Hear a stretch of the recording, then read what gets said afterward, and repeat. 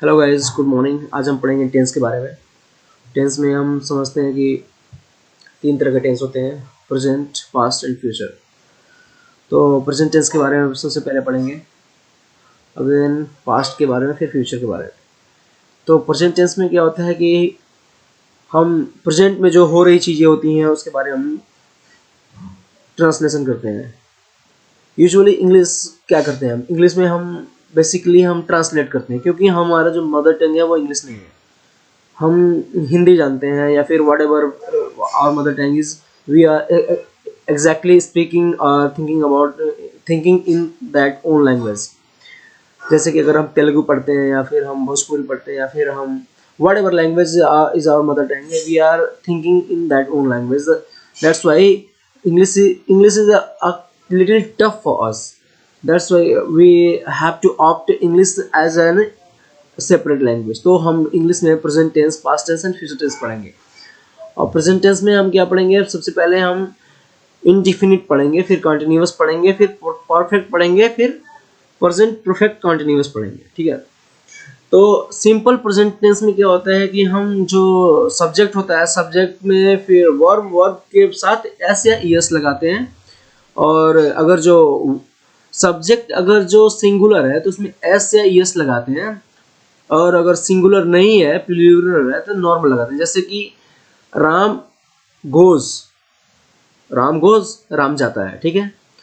लेकिन अगर जो हम ऐसे क्या करेंगे कि अगर जो बच्चे जाते हैं, चिल्ड्रंस चिल्ड्रंस गो, इसमें ईएस नहीं लगाएंगे। या फिर मतलब कि अगर सब्जेक्ट सिंगुलर है तो वर्ब भी सिंगुलर होगा, अगर सब्जेक्ट प्लूरल है तो वर्ब भी प्लूरल होगा। इस तरह का कॉन्सेप्ट लेकर के हम इसमें चलेंगे। गाइस, इसका नेगेटिव सेंटेंस भी बहुत ही सिंपल होता है। जैसे कि अगर जो नेगेटिव सेंटेंस बनाना है तो उसमें जो हेल्पिंग वर्ब होता है, जैसे कि डू नॉट और डज नॉट का यूज करते हैं हम।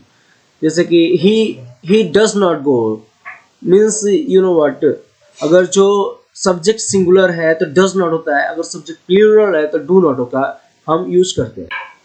तो everything depends on the what kind of subject you are using. If you are using a subject which is a singular in the form, then you have to use the verb is also a singular. And if you are using a word which is plural in the form, then you have to use the verb in the plural form. So here, if you are making any translation that is in negative in the nature, then you have to use do not or does not. Okay guys, अब हम आते हैं present indefinite का interrogative sentences पे। और present indefinite का interrogative sentence ऐसे होते हैं: क्या वो घर जाता है। अब क्या वो घर जाता है, इसके लिए हमें डू या डज पहले लगाना पड़ेगा। अब देखना पड़ेगा कि सब्जेक्ट क्या है। क्या वह घर जाता है मतलब कि ये सब्जेक्ट क्या है, सिंगुलर है, वह मतलब ही। अगर घर जाता है तो डज ही गो होम। और अगर इसी में प्लूरल फॉर्म में बनाना होगा तो हम कहेंगे कि जैसे कि क्या वे क्रिकेट खेलते हैं, डू दे प्ले क्रिकेट, तो ये आपका प्लूरल फॉर्म में आ जाएगा।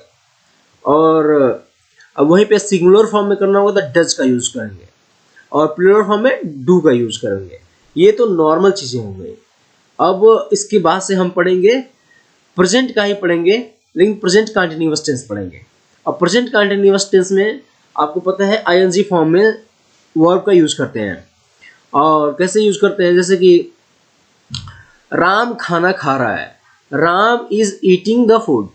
ठीक है। अब द का मैंने यूज इसलिए कर दिया, उसका अलग ही कहानी है, लेकिन हम आर्टिकल में पढ़ेंगे ए एंड द का यूज कैसे करते हैं। बट अभी हम प्रेजेंट कंटिन्यूअस पढ़ रहे हैं तो हम उस पर फोकस करेंगे, और वो है कि Ram is eating food.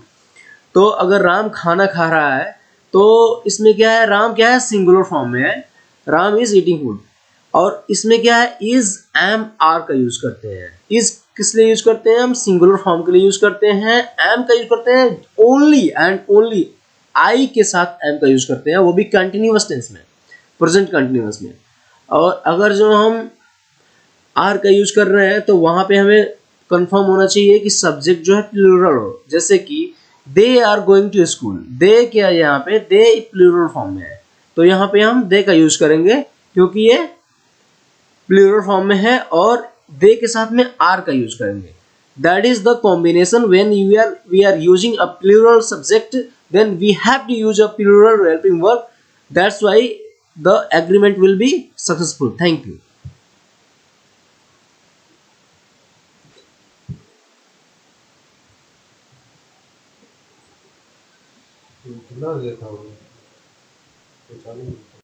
So guys, अब हम चलते हैं प्रेजेंट कंटिन्यूअस निगेटिव सेंटेंसेस पे। और निगेटिव सेंटेंसेस कैसे होते हैं कि जब हेल्पिंग वर्ब होता है उसके बाद से नॉट लगा देते हैं, तो वो निगेटिव सेंटेंसेस होते हैं। कैसे? जैसे कि राम खाना नहीं खा रहा है, तो राम अगर खाना नहीं खा रहा है तो उसमें क्या करते हैं हम, Ram is not eating the food, तो इज नॉट, इज मतलब कि हेल्पिंग वर्ब जो हम लगा रहे हैं इज एम आर, उसके बाद से नॉट लगा देते हैं, तो वहीं पे निगेटिव सेंटेंस हो जाता है। जैसे कि मैं स्कूल नहीं जा रहा हूँ, I am not going to the school, तो आई के साथ एम है, उसके बाद से not going to the school, that is the correct translation of the sentence. अब हम दूसरा क्या करते हैं, जैसे कि अब इस एम हो गया, अब आर का हम यूज कैसे करते हैं वो मैं बताता हूँ आपको। आर का यूज हम करेंगे जब सब्जेक्ट प्लूरल होगा, और सब्जेक्ट प्लूरल कब होगा, जैसे कि वे क्रिकेट नहीं खेलते हैं, जैसे कि they are not playing cricket, तो खेलते हैं, सॉरी यहाँ पे खेलते हैं ये इंडिफिनिट में आ जाएगा, वे क्रिकेट नहीं खेल रहे हैं, they are not playing the cricket, तो यहाँ पे हम आर का यूज कर लेंगे। Thank you. ओके, समझ में आ रहा है ना? अब इसके इंटरोगेटिव सेंटेंस में क्या करते हैं हम, क्या वे क्रिकेट खेल रहे हैं, तो या फिर क्या वो खाना खा रहा है, या क्या राम गाना गा रहा है, तो इस तरह के जब सेंटेंसेस आते हैं तो हम इज एम आर को पहले कर देते हैं और उसके बाद से हम इसका सेंटेंस बनाते हैं। जैसे कि is she going to school, is she going to school मतलब क्या वो स्कूल जा रही है, या फिर आर दे प्लेइंग क्रिकेट, क्या क्रिकेट खेल रहे हैं, या फिर am I reading the book, क्या मैं किताब पढ़ रहा हूं। तो इस तरह के सेंटेंसेस को ऐसे बनाते हैं, तो इसमें इज एम आर को पहले लगा देते हैं। कहने का मतलब ये है कि जब क्या इस तरह से आता है, अब इसमें एक दूसरी चीज ये आती है कि वह क्या कर रहा है,